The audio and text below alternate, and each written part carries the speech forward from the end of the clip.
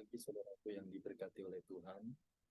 Sebelum kita mengawali aktivitas kita sepanjang satu hari ini, saya rindu untuk membagikan firman Tuhan dan biarlah ini menjadi kekuatan kita di sepanjang hari ini. Sebelumnya kita berdoa. Bapa Surgawi, pada saat ini kami mau mendengarkan firman-Mu. Tuhan berkati kami supaya apa yang didengarkan boleh kami mengerti dan kami terberkati. Terima kasih banyak Tuhan, kami berdoa dalam nama Tuhan Yesus.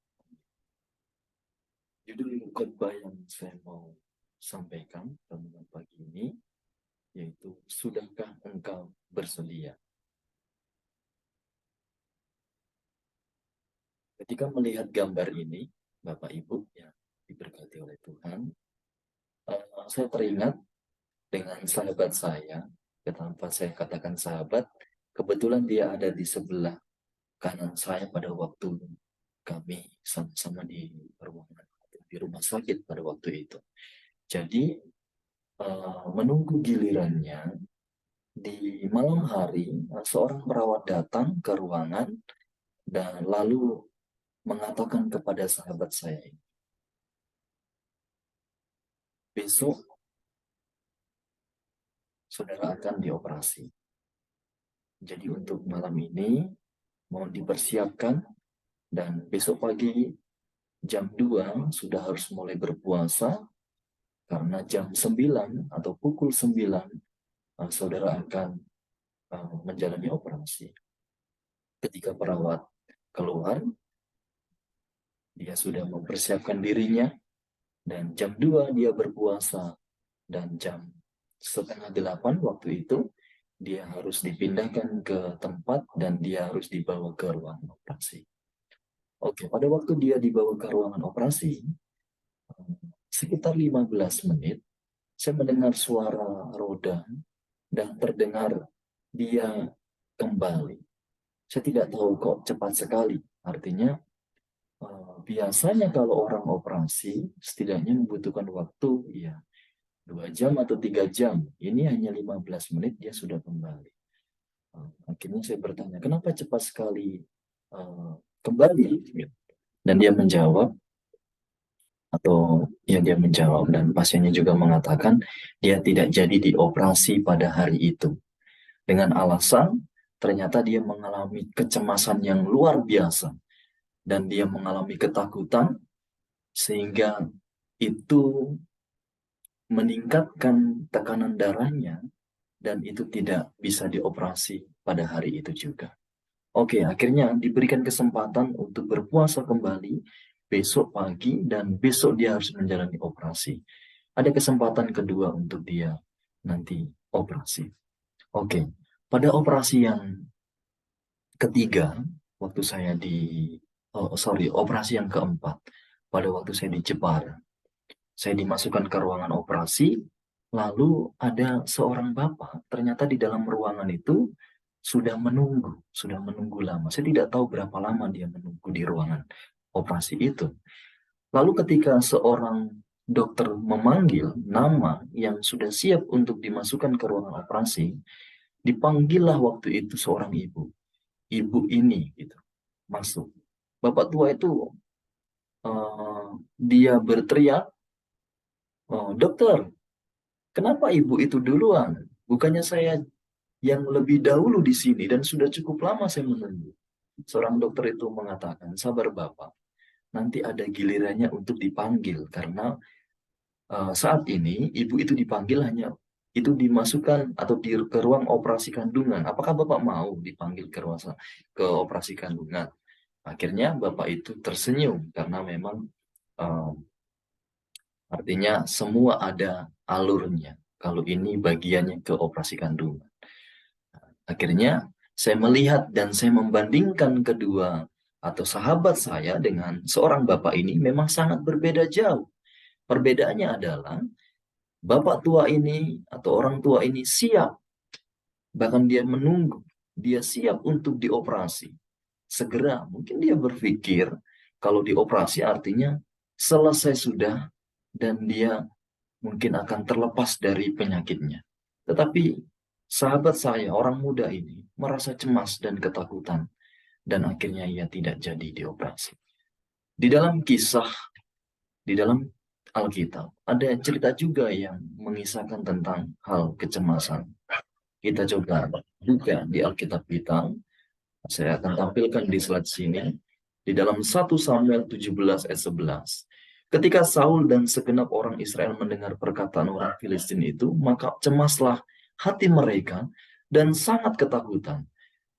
Saul, segenap orang Israel, menghadapi tentara Filistin yang luar biasa. Kita katakan Goliat pada waktu itu, yang hebat. Dia diperhadapkan dengan lawan yang begitu gagah perkasa. Saul dan segenap orang Israel merasakan kecemasan. Kecemasan yang hebat ini sehingga membuat mereka ketakutan. Saya berpikir bisa jadi ini yang dialami juga orang muda waktu itu. Jadi ada orang yang memang sama seperti orang muda dan sama juga seperti Saul dan segenap orang Israel waktu itu mengalami kecemasan di dalam pertempuran. Oke. Jadi dari sini kita mendapatkan pembelajaran dan mungkin kita perlu merenungkan. Apakah kita juga siap atau tidak ketika menghadapi pertempuran? Bapak tadi siap menghadapi, kita katakan pertempuran karena akan dibedah, dibersihkan, dan dia harus dibersihkan dari penyakitnya. Kadang-kadang kita ada di posisi orang muda dan Saul, belum siap untuk mempersiapkan kita mau dibersihkan, siap untuk menghadapi pertempuran. Saya membuat pertanyaan di sini, apakah saudara dan saya sudah siap? Apakah saya siap juga untuk diperbaiki hidup saya sebelum menjalani hari ini? Apakah saya siap hari ini saya menyerahkan hidup sepenuhnya kepada Tuhan untuk hidup selaras di hadapan Tuhan? Apakah saya siap untuk menyerahkan sepenuhnya kepada Tuhan untuk diperbaiki hidup saya? Saya rindu Bapak Ibu, saudara sekalian, kita memiliki atau kita katakan, saya siap seperti Bapak Tuhan. Saya siap untuk diperbaiki. Di Mazmur 51 ayat 12 dikatakan seperti ini. Jadikanlah hatiku tahir ya Allah.